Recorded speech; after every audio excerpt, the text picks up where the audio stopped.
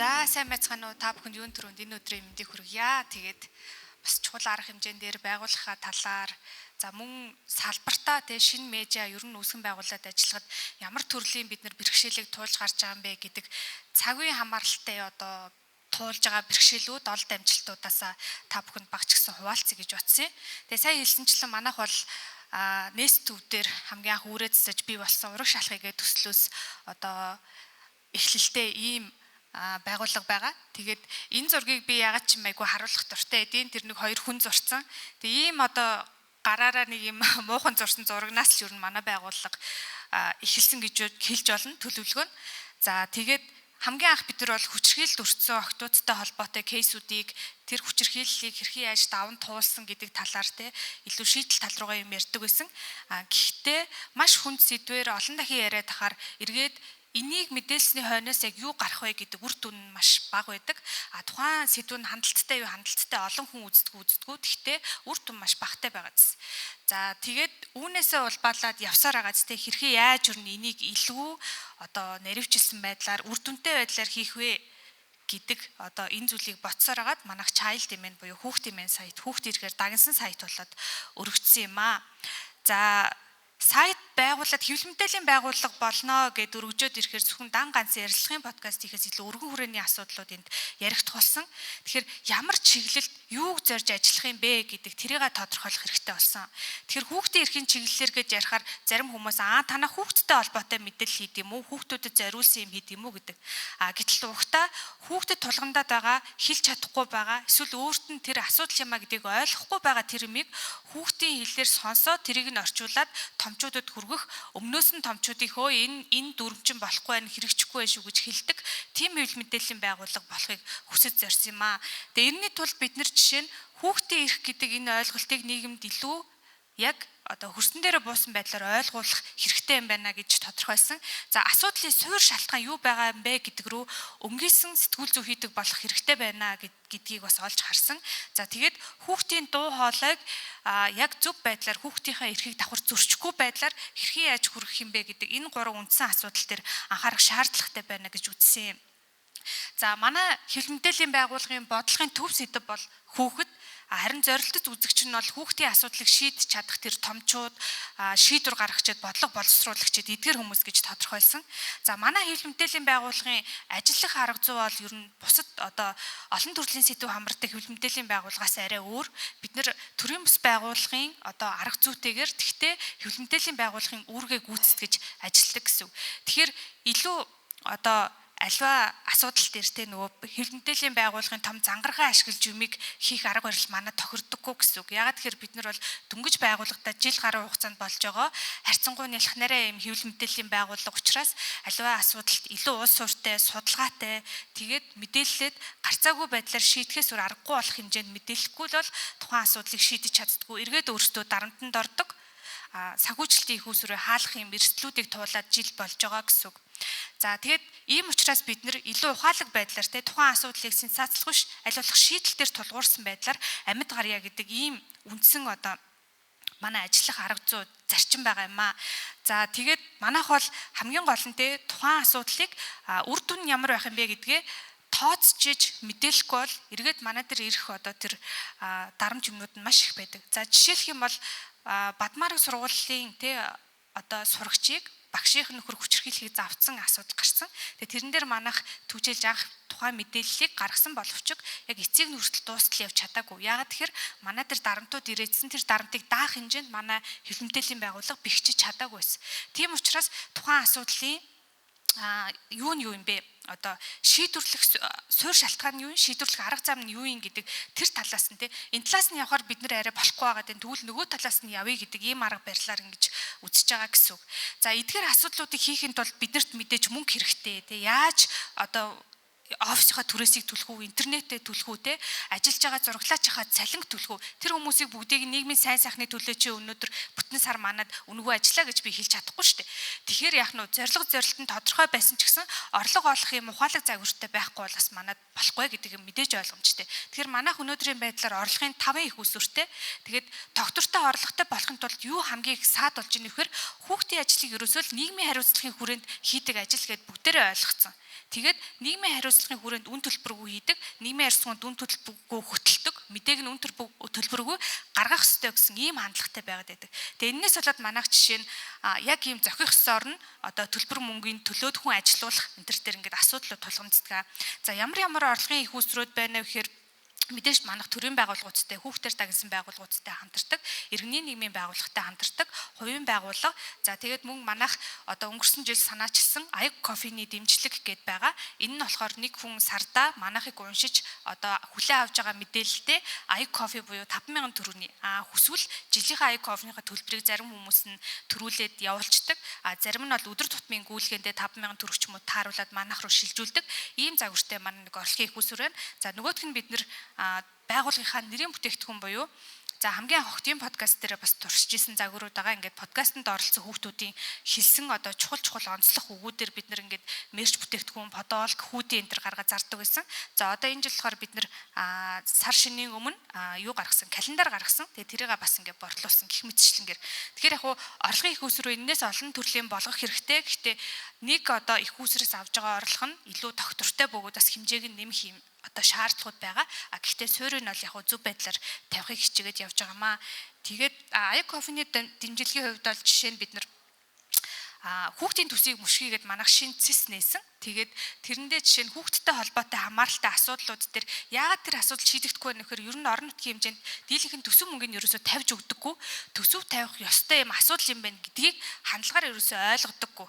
Тэгээд аль нэг олон улсын байгууллага нь ирээд хийчнээс гэсэн ийм хандлагатай байгаад байдаг. Тэгэхээр тэрийг сурж эн чинь тогтсон одоо төсөвтэй байх хэвээр энэ дээр энэ асуудлыг нэг дэрэмбэл шийддэг байх хэвээр гэдэг энэ хандлагуудыг л суулгамаар байгаа юм аа. Тийм учраас манайх энэ аяг кофений дэмжлэгээ эхлүүлсэн. Тэгээд өнөөдөр хүртэл бас нэлээд сайн явж байгаа. За энэ дэмжлэгүүдийг аваадтай орлогын их усроо олон болгоод бид нар яг юу хийх гээд байгаа юм бэ гэд. За жишээ нь өнгөрсөн 7 хоногт манайх Хөвсгөл аймагт ажиллаад ирлээ. За энэ бол Хөвсгөл аймгийн Алаг Эрдэнэ сумын дотор байрны орчин нөхцөл.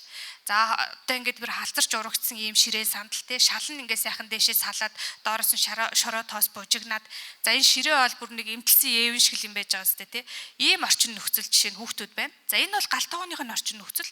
За дээрээсээ хан ман үүрж мөрж унаад те ингээд хоол молтойгоо холилдоод одоо яаж ч хүүхдүүд хоол ундаа эзтээ. За энэ бол нойлынх нь орчин нөхцөл. За хэдий дотроо ингээд ариун цэврийн нойлтой гэж байгаа боловч хүүхдүүд гаднаа бицдэг. Ягаад тэгэхээр суулт ургу одоо харахаас баг бөөлчмөр байгаа зү яг үнэндээ. Тийм орчин нөхцөлд байгаа энэ асуудлуудыг очиж сурвалжлах. Тэгээд энийг жишээ нь төсөв нь хаана байгаа яадгийн гэдгийг бичих цаг гаргах энэ төр манай энэ аяг кофений дэмжлэгүүд зарцуулагдаж явдаг юм аа. Тэгээд жилдээ нэг удаа тайлан гаргадаг. Өнгөрсөн жил бас тайлангаа гаргасан. За энэ одоо ингээд диско шиг энэ өрөө бол ингээд усанд орох өрөө. Тогны нэг асуудлуудыг дандаа усны шугамтайгаа ойрхон ийдсэн ингээд маасалдаг коридорууд нь бүгдээрээ ингээд тогхгүй жишээ нь тэгээ энэ асуудлыг төсөв мөнгөнд шийдэхдэггүй яах вэ хөөг асуухаар мэдхгүй дарга нар нэг шийдэнгээл ярьсан гэхдээ сайн мэдхгүй байна гэ энийг мэддэг амтан дээр дотор байранд байхгүй тэгээд хүүхдүүд дотор нь амьдарч байгаа ийм л орчин нөхцөлтэй жишээ нь байна. За тийм учраас энэний эсрэгдээ бид нар жишээ нь олон жил ажиллаж байгаа том медиа байгууллагууд шиг шууд очиод лайвтангуудаа эсвэл шууд очиод дарга дээр нь очиод асуудлыг шийдэх боломж манайд бас айгүй хомс байна. За яагаад тэгэхээр ингээд нөгөө эмэгтэй одоо удирдлагатай байгууллагын зовлон нэгт байна. Хоёр дахь юм бол дөнгөж шинээр үүсгэн байгууллагуудад удаагүй ингээд байгууллага учраас одоо дээрлэхүүлэх асуудлууд жишээ нь манай дээр хамгийн их гардаг. За тэгээд нөгөө нэг том эрэгтэй дарга нар чинь те чи одоо хаанаас ирсэн юу юм гэдгээс эхлүүлээл харилцаа хандлагын маш их ингээд хэцүү зүйлүүдийг туулж өрнө ингээд жил болсон байна. За тийм учраас манайх илүү шийдэл дээр бас ингээд хажуугаар нь төвлөрё гэдэг юм ярьж байгаа. За энэ бол хүүхдийн одоо бэлгийн хүч хэрхийллийн эсрэг мэдлэг агуулсан бие хэлнэ гэдэг дуу байгаа. За энийг бол өнгөрсөн жил манайх одоо бүх дүүргүүдэд тэгээд 21 аймагуудаар түгэж сайн ажилласан. Одоо энэ дууг болохоор хүүхдүүдийн гэрийн даалгаварт өгдөг болсон одоо маш их юм ач холбогдолтой ингээд сайн ажил болсон гэж үзэж байгаа. За анх бол энэ дууг нэг дүүрэг дээр дүүргийн хүүхдийн хэлцийн дарга нь нэг цэцэрлэг дээр хийчээд ингээд орхих гээд байсан. Тэгээ агуулга юмнууд нь аягүй сайн учраас манайх энийг чи манайх ингэж түгээж ажиллая. Ингээд улсын хэмжээнд энийгээ ингээд дүүрэгтэй авч үлдэхгүйгээр түгэхстэй ажиллана гэж санаачлаг гаргаад ажилласан. Үнэхээр амжилттай болсон. Тэгээд энэ жил энэ дууны одоо 2 дугаар анги би асууна гэдэг нэртэй хүний хувийн орон зайг одоо алдахгүй байх гэдэг агуулгаар дахиад бас нэг дууг түгээх ажлыг бэлтгэл ажиллаа бас базаагаад явж байгаа. За мөн одоо та бүхэн яригдж байгаа хурдан барьны одоо уралдаан чүхтийн асуудал байгаа. Тэгэхээр энэтэй холбоотой асуудал дээр бид нар яаж шийдэл талаас нь бас асуудлыг шийдэж болохыг л бодоод байгаа. За жишээ нь хурдан барьнаас өөр бид нартэй ямар байдлаар хүүхдүүдийг ер нь энэ өв соёл гэдэг юм сургаж болох юм байг вэ? Шагаан харваа байна те. За бүхий барилдаан байна гэдэг ч юм уу. Тэгээ манайх сая санаачлаад 2 сард яг сар шинийн өмнө барилдын найзаа гээд хүүхдийн бүхий барилдааныг хүүхэд төвтэй барилдааныг зохион байгуулсан гэсэн. Одоо нэрнээсээ та бүхэнд харагдаж байгаа гэхдээ ирээдүйн шонхор энтергээ нэрлээгүү барилдын найзаа гээд хүүхэд хоорондоо нэг төвшөнд харилцахаар те. Тэгээд энэ барилдаан дээр ялах нь чухал биш хүүхэд оролцоотой байх нь чухал гэд 64 хүүхдийг хамруулсан. Тэгээ 30% нь орон нутгаас үлдсэн нь хотоос ингээд хүүхдүүд оролцсон. Бас энэ хурдан барьны одоо уралдаанд хүүхдийн амь насыг эрсдэлд оруулж байгаагийн эсрэг талаас шийдэл болсон бас нэг сайн ажил болсон болоо гэж бодож байгаа. Тэгээ одоо манайх тэр энэ сараас ер нь бол хүүхдийг өвөл хаврын цагт одоо хурдан барь унуулахгүй морины ажилд явуулахгүй байгаа ч гэдэг юм санаачлаг гаргаад мэдээлэлүүд түгээж байгаа. Тэгээ та бүхэн бас шеэрлээрээ. За тэгээд дараагийн ажил бол хамгийн гол нь эрэг нөлөөллүүд байгаа даа шүү дээ. Тэгэхээр ямар эрэг нөлөөллийг үзүүлэх вэ гэхээр сэтгүүл зүйд бол human story буюу хүний түүх ингээд маш хүчтэй хүрдэгэ. Тэгээ хөгжлийн бэрхшээлтэй хүүхдүүдийн асуудлыг бид нэр жил олго ярьдаг. Ийм зам нь юм байна, тийм юм ч болохгүй байна. Энэ хүүхэд ингээд энэ хүчрхийлд өртөөд байна гэдэг. Гэхдээ тэрний нөгөө талд ямар эрэг шийдлүүд байж болохоор байна вэ гэхээр одоо болж байгаа бүтэж байгаа те гэр бүлэрээ тэмцээд сайн сайхан руу тэмүүлж байгаа тим кейсүүдийг бид нар бас сайн гаргаж ирж явах хэрэгтэй юм бэлээ. Тэгээ манайх энэ одоо 3 сартаа багтаад нар дуулдаг гэд баримтат кино гаргаж байгаа. Тэгээд энэ ажлаа дуусгах юм бол бас нэлээд олон хөгжлийн бэрхшээлтэй хүүхдүүдэд урам зоригтой амьдарч болох юм байна, мөрөөдөж болох юм байна, тэрнийхээ төлөө тэмцэж болох юм байна гэдэг ийм одоо санаа сэтлийг өгөх болов уу гэж бодож байгаа. Тэгээд төрөлхийн харааны бэрхшээлтэй охин тэгээд төгөлдөр уур тоглодог айгүй мундаг авьяастай. Тэгээд гэр бүлийнх нь бол хүүхдэд тултлан дэмждэг. Бүр орон нутгаас хүүхдээ сургуульд оруулах гад бүх юм хаяад хотод ингээд сууршид амьдарч байгаа ийм гэр бүлийн талаар баримтат кино байгаа. Тэгээ энэ бас нэлээд эрэг өөрчлөлтүүдийг авчрах болов уу гэж найдаж байгаа юм аа. За үүнээс гадна манайх мэдээж хийж байгаа бүтээлүүдээрээ үр дүн өгөхөөс гадна салбартаа яг хүүхдийн эрхийн чиглэлээр дагнаа ажиллаж байгаа учраас тэрнтэй холбоотойгоор хүний нөөцийг бэлтгэхэд бас манлайлж оролцъё гэсэн ийм одоо бодолтой байгаа маа. За яа тэгэхээр яг хэвлэл мэдээлэл өөрөө хүүхдийг яг яаж дүрслэж харуулад байгаа юм бэ? Яаж мэдээлж байгаа юм бэ гэж судалгаа харахаар бас дөрвтэй судалсан зүйлсүүд ер нь бол ховор байна. Тэгэхээр тэр хэмжээгээр яг энэ чиглэлийг бид нэр голчлон авч үзээгүй яг дэд зэсшгэл нэг басандаа авч үзэж явж байгаагийн нэг илрэл болов уу гэж бодож байгаа. Тэгэхээр манайх одоо 4 сард хүүхдийн эрх ба сэтгүүл зүгээд ерөнхий сэдвтэ эрдэм шинжилгээний хурал бас зохион байгуулъя гэж бодож байгаа. За 5 сард бас 900 форум шиг яг хүүхдтэй холбоотой асуудлуудаар бичдэг сэтгүүлчдэрийг цуглуулж аваад бас арга хэмжээ хий гэж төлөвлөж байгаа.